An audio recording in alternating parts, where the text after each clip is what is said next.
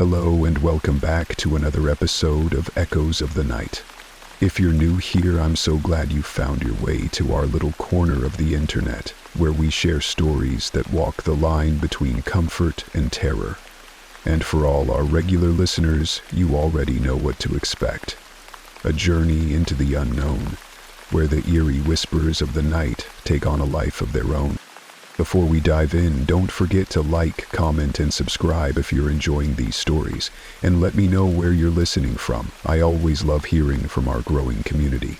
Now, let's settle in and prepare ourselves for tonight's tale, one that begins with a kind of quiet evening most of us can relate to. It was just another Friday night in the small, quiet town of Crestwood. The streets were empty, save for the occasional passing car, and the only sound in the air was the gentle rustling of the trees as a cool breeze swept through the neighborhood.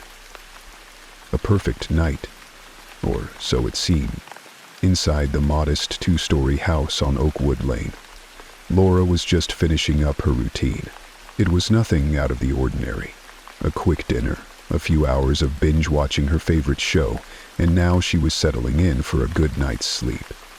The clock on the wall read 11:30 p.m., and the soft hum of the refrigerator was the only sound breaking the silence of the house. She stretched her arms above her head and let out a contented sigh. It had been a long week at work, and she was more than ready to sleep in tomorrow. The sheets on her bed were fresh, the pillows fluffed, and the room was dimly lit by the soft glow of a bedside lamp. It was the perfect atmosphere for a peaceful night of rest. Laura paused for a moment, glancing around the room. Everything was in its place. The bookshelves were lined neatly with novels she had read countless times, the small plant on the windowsill still thriving, and the curtains swayed slightly as the wind whispered through the cracks of the window. It was a normal night, a safe night. He turned off the lamp, the room now cloaked in darkness, and snuggled under the covers. Her phone rested on the nightstand, and she briefly checked it to see if there were any late-night messages. Nothing. She set it back down, feeling the familiar weight of the blankets around her, and closed her eyes. It wasn't long before the quiet of the house began to lull her into a deep sleep. But as the minutes passed, a small sound, barely audible at first, began to seep into the stillness of the room. Soft tapping, almost like a distant knock. Laura furrowed her brow, unsure if she was imagining it. The tapping came again, slightly louder this time, but still faint enough to make her question whether it was real.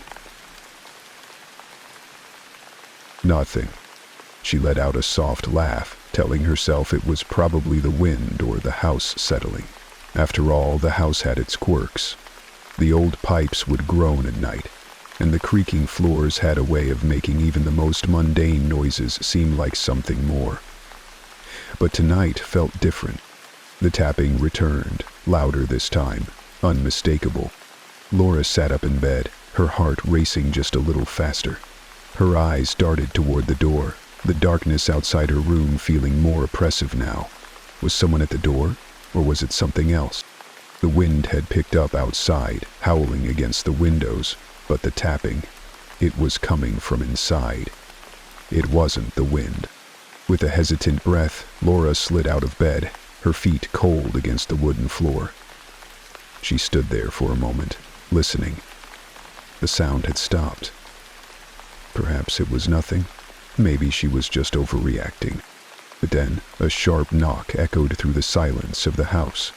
Knock, knock, knock. Laura froze, her breath caught in her throat. Her mind raced, trying to rationalize what was happening. Was someone playing a prank, or was there someone outside her door? She glanced toward the hallway. The faint glow of the kitchen light barely illuminated the dark space, and the rest of the house was cloaked in shadow. She took a step toward the door, her hand trembling slightly as she reached for the handle. The knock came again, this time louder, more urgent. Knock, knock, knock. Her heart skipped a beat. Something was wrong. She hesitated, torn between opening the door and hiding in her room. But the door was locked. She knew that.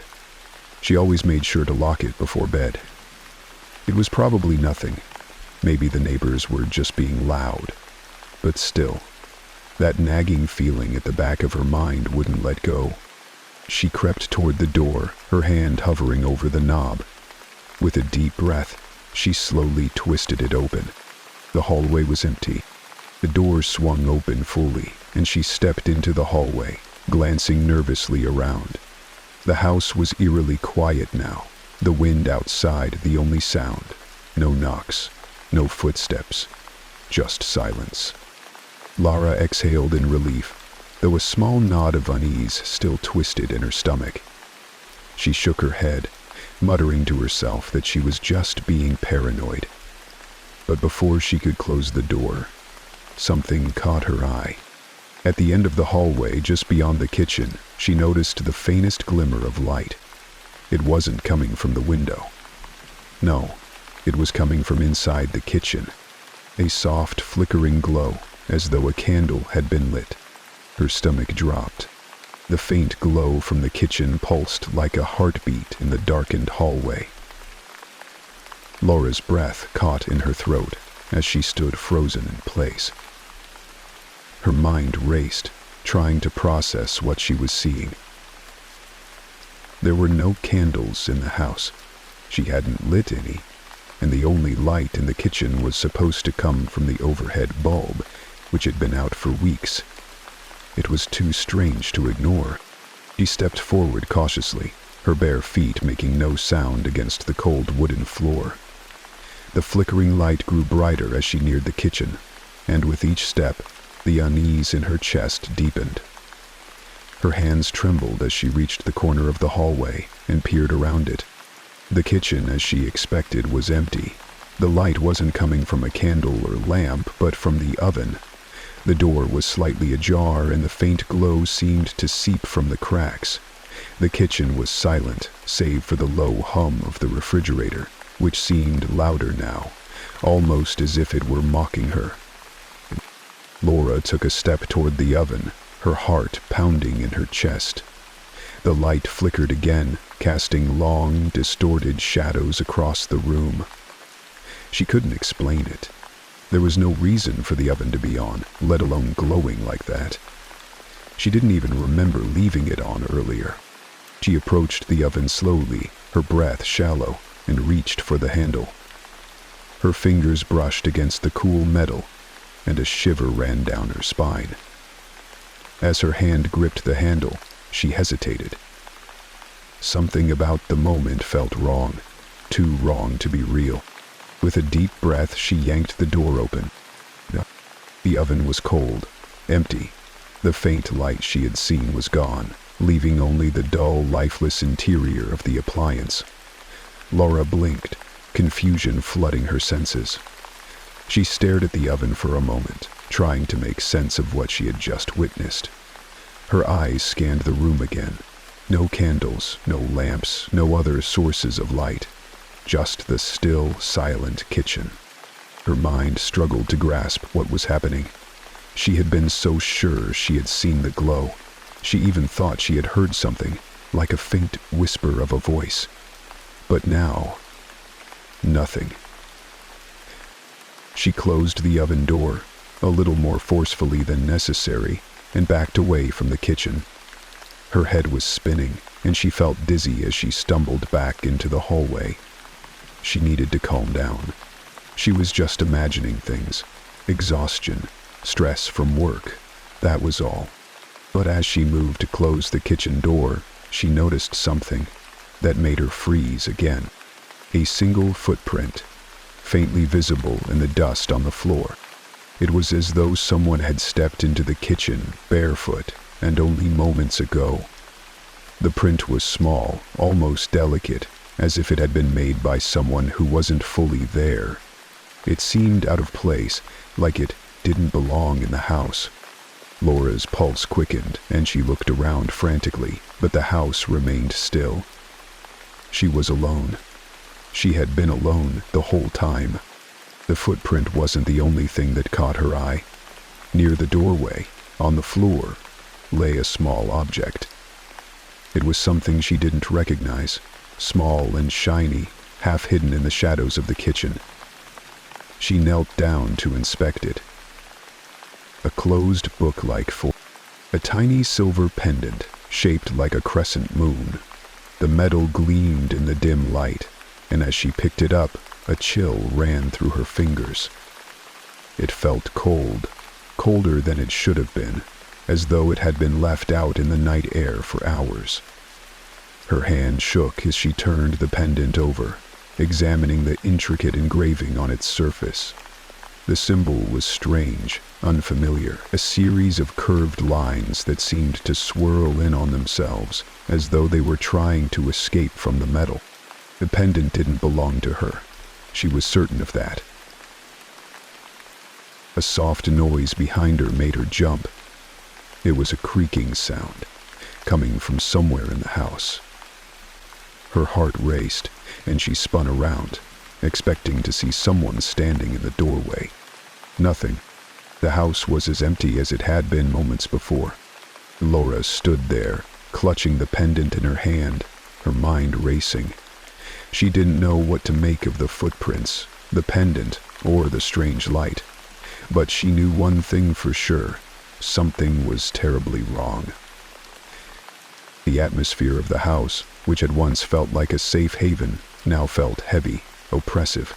She had lived here for years, but tonight the walls seemed to be closing in around her. With a deep breath, Laura turned and headed back down the hallway toward the stairs. She needed to get to her phone. She needed to call someone. She wasn't sure who. Maybe her sister, maybe a friend. But she couldn't be alone right now, not with this feeling gnawing at her insides. But as she reached the foot of the stairs, a strange sensation washed over her. It was as though something, or someone, was watching her. The air grew colder, and the hairs on the back of her neck stood up. She glanced toward the darkened living room, but there was no one there. No sign of movement. Yet the feeling lingered, a quiet pressure against her chest, making it harder to breathe. Then the soft whisper came again. A voice, faint but clear, just beyond the edge of her hearing. Hungry. The word echoed in her mind, chilling her to the core.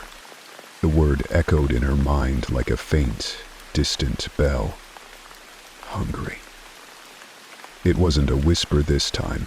It was clearer, sharper, and it made Laura's stomach churn with a deep sense of unease. The air around her felt thick, as if something unseen was pressing against her chest, suffocating her. Her fingers gripped the pendant tightly, the cold metal biting into her skin. She turned back to the stairs, hoping to escape the feeling that something was wrong. But as her foot landed on the first step, the whisper came again, this time closer, as though it was right behind her. Hungry. The voice was a low, rasping sound, like dry leaves scraping across the ground. It made her freeze in place, her breath catching in her throat. Her pulse hammered in her ears as she glanced over her shoulder. But once again, the house remained eerily silent. It was the first time Dana had heard breathing. There was no one there, yet the sense of being watched was overwhelming, as if eyes were boring into her from every corner of the house.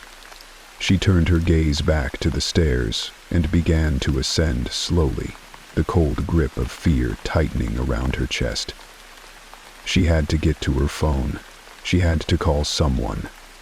Anyone. Her feet moved mechanically, the weight of the silence pressing down on her with each step.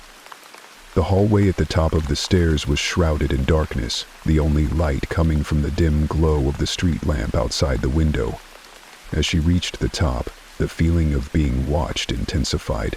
The shadows in the hallway seemed to stretch and warp, as if they were alive, moving just out of the corner of her eye. Laura hurried down the hallway toward her bedroom, but before she could reach the door, a sudden chill washed over her, making her stop dead in her tracks. The air had grown frigid, colder than it should have been for a summer night. It was as if the temperature had dropped in an instant, and the cold seeped into her bones. She shivered uncontrollably, her teeth chattering as she clutched the pendant in her hand. Her breath came out in visible puffs, even though the night outside was warm. A soft scraping sound came from behind her. Laura whipped around, her heart racing. But once again, there was nothing. No one. The hallway remained empty, the shadows now seeming to loom closer, darker than before. She forced herself to move, her legs heavy as though they were made of lead. Her mind was a swirl of confusion and fear, and she couldn't seem to make sense of what was happening. First the flickering light, then the footprints, the pendant, and now this overwhelming sense of dread that seemed to cling to her like a second skin. And if she didn't cling to her, it would drag her down. She reached her bedroom door and hurried inside, locking it behind her. The room was still and quiet, the only sound the frantic beating of her heart. She turned to the nightstand, reaching for her phone, but as her fingers brushed the surface, something caught her eye. The reflection in the mirror. At first, she didn't realize what she was seeing. It was just a flicker, a brief movement, but when she looked closer, her breath caught in her throat. In the reflection, standing just behind her, was a figure, a shadowy shape, indistinct and blurry, but unmistakably human. It was tall, thin, and seemed to hover just out of focus, as though it was struggling to take form. Laura's heart skipped a beat and she spun around, but the room was empty. There was no one there. No one but her. Nothing but encircling silence. Not hell nor heaven. She stared at the mirror, her reflection now perfectly still. Her hands were trembling as she reached for her phone again, her fingers slick with sweat. She unlocked the screen, only to find that there was no signal. The bars were empty, a small icon blinking, indicating no connection. Her throat tightened. She could feel her pulse in her ears, the sound of it deafening. The house seemed to close in around her, the walls pressing tighter, as though the very air itself was suffocating her. She needed to leave. She needed to get out of this house. But where could she go? Her thoughts raced, her mind spinning with fear and confusion. There was no one she could call, no one to help. She was alone, trapped in a house that felt more like a prison with each passing second. She turned back to the mirror, hoping that the strange figure would be gone. But it was still there, standing just behind her reflection, staring at her with eyes that weren't quite visible, but were unmistakably watching. Her skin crawled as the figure seemed to lean closer, the shadow stretching, reaching toward her. And then, as though it were responding to her fear, the voice came again. Hungry. This time, the voice was louder, more insistent. It wasn't just a whisper anymore. It was a growl, a rasping, hungry sound that filled her ears, drowning out everything else. Her knees buckled beneath her, and she collapsed to the floor, the pendant still clutched in her hand. The house groaned, the walls creaking as though something was moving inside them, pushing against the plaster. A chill ran down her spine as the whisper turned into a roar, filling her mind with the one word she couldn't escape. Hungry. The floor beneath her feet trembled, and for a moment she thought she heard the faintest scratching sound, like claws on wood, moving closer, drawing nearer. Then the claws moved in a forlorn sort of silence, and vanished. Laura scrambled backward, her hands scrambling to find something to hold on to. She could hear it now. The sound of something moving in the walls, something far too large to be human. The sound of something that was hungry. Hungry for her. Laura's breath came in sharp, ragged gasps as she backed away from the mirror, her eyes locked on the shadowy figure still lingering in her reflection. Her body trembled, and her hands shook so violently that she couldn't hold onto the pendant anymore. It slipped from her fingers and clattered to the floor, the sharp sound of it echoing in the silence. She crawled backward, her mind spinning, unable to grasp the reality of what was happening. Was it real? Was she imagining all of this? The figure in the mirror was impossible, too unreal to be true, but there it was, undeniable and chilling, a freaky flaked identicality under the circumstances. Unbelievable. The air around her grew colder, the temperature dropping rapidly as the voice came again. Hungry. The whisper sounded louder this time, almost as if it were coming from within her own head. The walls seemed to pulse with the sound, vibrating as though something was moving behind them, something monstrous and hungry. Laura's chest tightened as the realization hit her.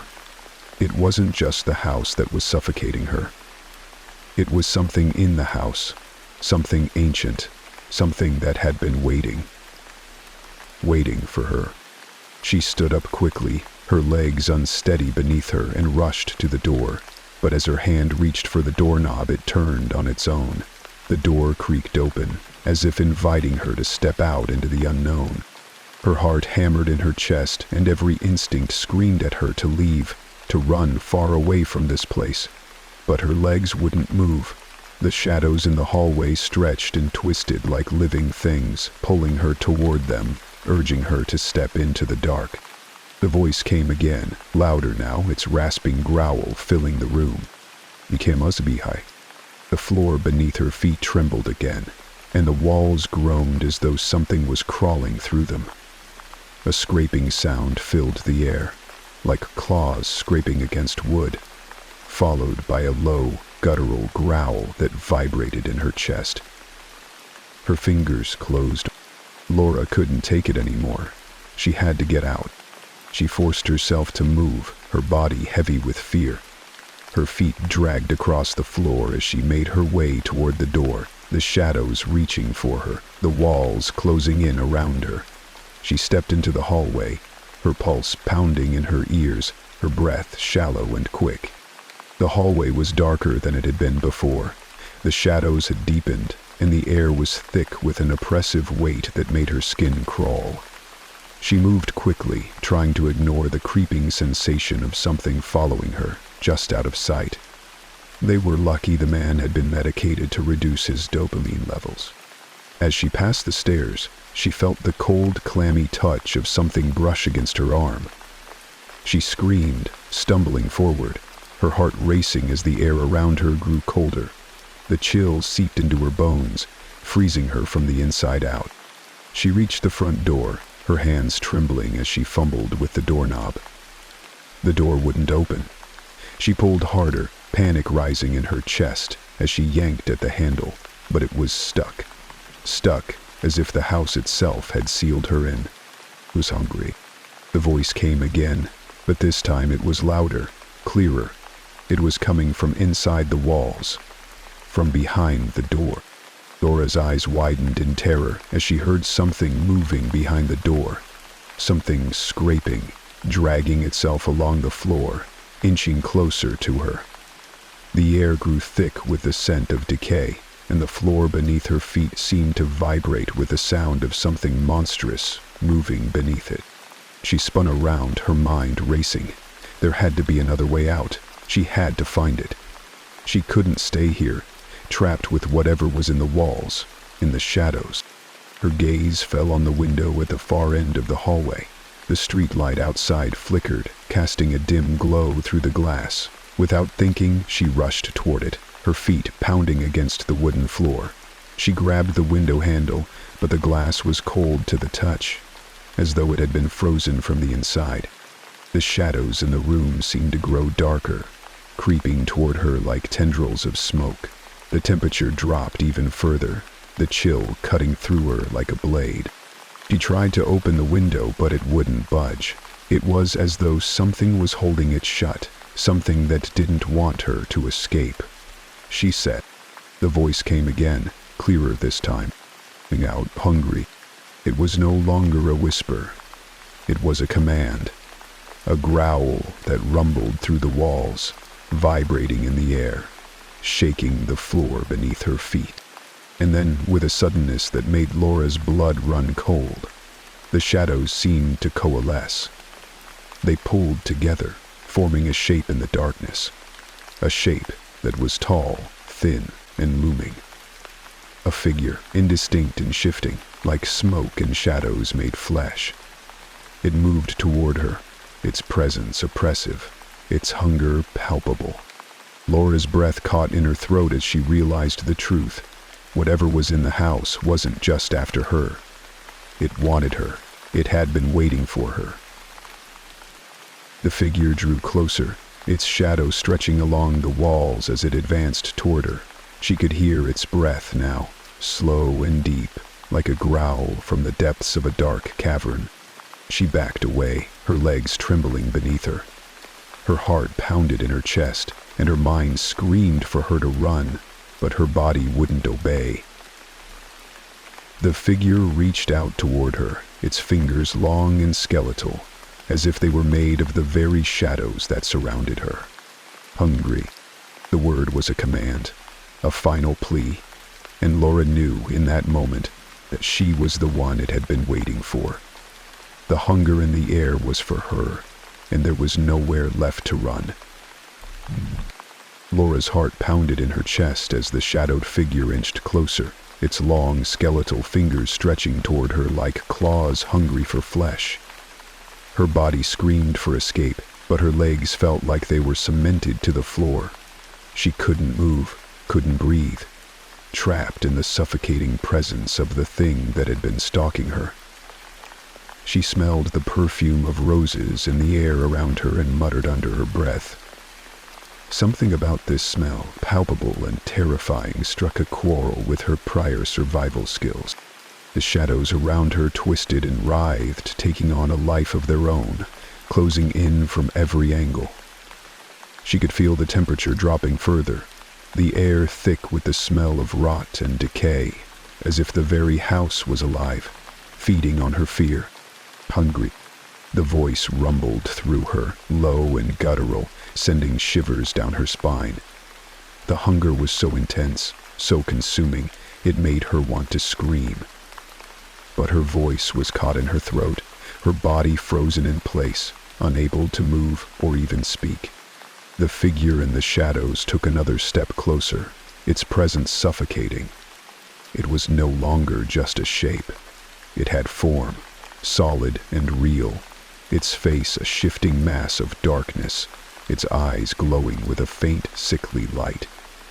It was a thing of nightmares, something that shouldn't exist, something that shouldn't be in her world. The hunger radiated from it, suffusing the air, filling her lungs, choking her with its insatiable desire. It wanted her. It had always wanted her. With every breath, Laura felt the walls of the house closing in around her. The hallway stretched and twisted, the shadows deepening, until the walls seemed to dissolve into a vast, endless void.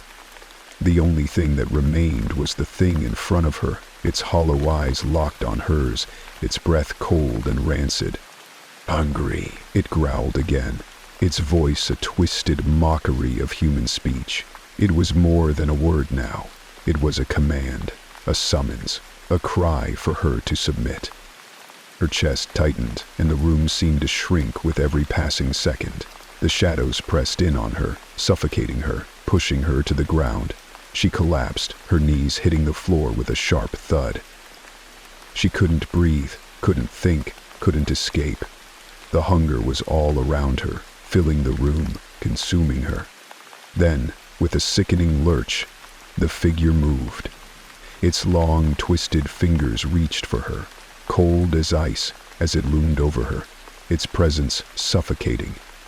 She could feel its touch, like ice against her skin, sending a shock of cold through her veins. She tried to scream, but no sound escaped her lips. Her body was frozen, her mind overwhelmed by the horror of it all. The thing was too close now. She could feel it, its breath hot and rancid against her skin. Its hunger was unbearable, a gnawing, insistent pull that seemed to reach into her very soul. "Hungry," it whispered again. The word a command, a plea, a final call. And then, as if the house itself was in on the terror, the floor beneath her gave way. She plummeted, falling through the darkness, her body tumbling into an endless void. Her mind screamed, her heart raced, but she couldn't stop the fall. It was as if the house had swallowed her whole, consumed her, and she was falling into its insatiable hunger. The darkness enveloped her, cold and thick, pressing against her from all sides. She felt herself being pulled deeper, dragged into the blackness. Her skin prickled with fear, and her mind screamed for escape, but there was no way out, no way to stop the fall. And then, just as the last shred of hope seemed to fade, she landed with a violent crash. The impact rattled her bones, and for a moment, everything went silent. She lay there, disoriented, her body aching, her mind reeling from the horrors she had just experienced. She didn't know where she was, only that the darkness surrounded her, thick and suffocating. The voice came again, louder this time, vibrating through the very ground beneath her. Hungry. The ground trembled beneath her, and the shadows shifted, pulling themselves together, forming something more. She could feel the presence of it, the insatiable hunger that radiated from it like a heat. It was close, so close. She could hear its breathing now, low and slow, like the growl of a predator stalking its prey. With a surge of adrenaline, Laura scrambled to her feet, her mind racing for a way out. But the darkness had taken shape, and there was no escaping it now. The walls were closing in again, pressing against her, squeezing the air from her lungs. The shadows formed a shape, tall, looming, and twisted, like something ancient, something beyond her understanding. Hungry, it hissed, its voice distorted, its hunger palpable. Laura stumbled backward, her mind spinning as she realized the truth. She wasn't just trapped in this house. She was in a place of darkness, a place of insatiable hunger, a place where the very air was alive with a twisted need, and that need was for her. The shadows closed in around Laura like a tightening vice, their oppressive weight pressing against her chest, making it harder to breathe. She staggered backward, her body trembling, her heart pounding so loudly in her ears that it drowned out the haunting whispers of the thing that had followed her through every step of this nightmare. Hungry. The voice rasped again, this time not just in her mind but in the air around her. It was everywhere, echoing off the walls, seeping into the very fabric of her being. The hunger wasn't just a desire, it was a command, a force that would not be denied. She was surrounded. The room, the house, the very earth beneath her feet seemed to pulse with the presence of it. The walls, once familiar, now felt like prison bars closing in. The air was thick, suffocating, as if the house itself had become one giant mouth, ready to swallow her whole. Her legs gave way, and she fell to the ground, her hands bracing herself against the cold, damp floor. The hunger in the air was suffocating, filling her with an overwhelming dread. She could feel it pulling at her, trying to drag her into the darkness, to feed on her fear, her soul, her very essence. Dixon closed his eyes, trying to heal from the light. The figure loomed over her, its form shifting and contorting, like a nightmare come to life. Its eyes glowed faintly, a sickly green, its face an ever-changing mass of darkness and shadow. The hunger radiated from it, so palpable that it felt like a physical weight, pressing down on her chest, suffocating her.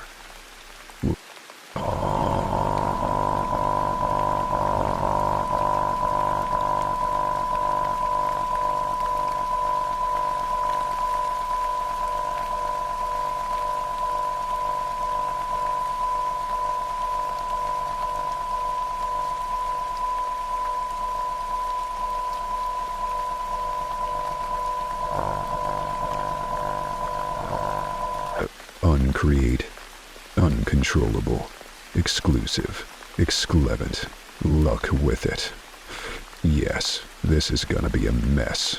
Marwaga. No wonder Ruiz collected out of everyone when Belen was proven crushed by duty, conscience, and resignation. We'll come back for you. Laura's mind was racing. She couldn't just lie there, couldn't let this thing consume her. She had to do something, anything. She had to fight back. But how? What could she do against something like this? Her thoughts raced, her heart pounding in her chest as the darkness crept closer. Her hands trembled as she reached into her pocket, pulling out the old photograph of her family. The one she had carried with her all these years. The one that had always been a source of comfort. The edges were worn, faded, but the faces in the photo, her parents, her little brother, remained clear. It was a memory, a piece of who she was, of where she came from, a reminder of a time before the hunger, before the shadows had taken root in her life. With a shaky breath, she held the photograph out in front of her, her hands trembling. She didn't know if it would work, didn't know if it could stop the thing before her, but it was all she had left. A final thread of hope. The shadow paused, its form shifting as if reacting to the photograph. It hissed, the sound like nails scraping across a chalkboard, and for a moment, Laura thought it might retreat, but the hunger was too strong, too insatiable. In sight, it lunged. The air around her grew colder, and for a brief moment everything went silent. The darkness pressed in on her, suffocating, pulling her toward the ground. Her vision blurred as the weight of the shadows seemed to collapse in on her, the hunger overwhelming her senses. But then, something unexpected happened. A soft light flickered in the distance, like a beacon in the darkness. It wasn't much, just a small, faint glow. But it was enough to push back the darkness, enough to break through the suffocating hunger. Laura's heart surged with a flicker of hope, and she focused all her energy on the light. It was her only chance. She had to reach it. With every ounce of strength she had left, she pushed herself up, ignoring the pain that shot through her body, the hunger that gnawed at her insides. The shadow shrieked, its form twisting violently, but she didn't stop. She ran toward the light, her feet barely touching the ground as she stumbled through the darkness. The house seemed to fight her every step of the way, the walls closing in, the shadows reaching out to drag her back. But she didn't look back. She couldn't. The light was the only thing that mattered now. The glow grew brighter as she neared, a warm, comforting light that filled her with a sense of peace she hadn't felt in what seemed like forever. She reached for it, her fingers brushing against the edge of the light. And then, with a final desperate surge, she was through. The darkness vanished in an instant, replaced by a bright, blinding light. The coldness, the hunger, the suffocating shadows, they were all gone, wiped away as if they had never existed. Laura collapsed to the ground, her breath coming in ragged gasps, her body shaking with exhaustion. The light was warm, soothing, and she let it envelop her, let it wash away the terror, the fear, the hunger. As her mind began to clear, she realized that she was no longer in the house. The shadows were gone, the figure was gone, and the hunger, it was nothing more than a distant memory. She was free. But as she lay there, her body trembling, a thought crossed her mind. Was it truly over? Or had she merely escaped, leaving the darkness behind for someone else to face? Exit, she whispered. The thought lingered in her mind, but for now, she was free. And that, for the first time in what felt like forever, was enough.